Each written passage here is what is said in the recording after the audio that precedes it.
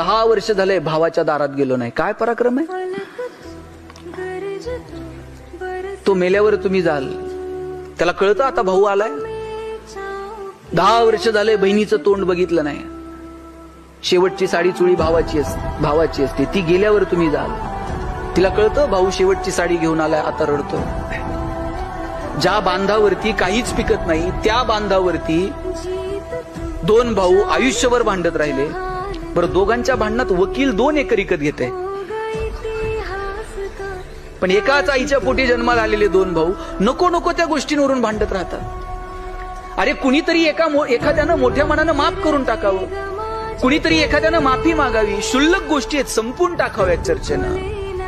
पण आमचा अहंकार आडवा येतो आणि मग नाती सुद्धा राहत नाहीत.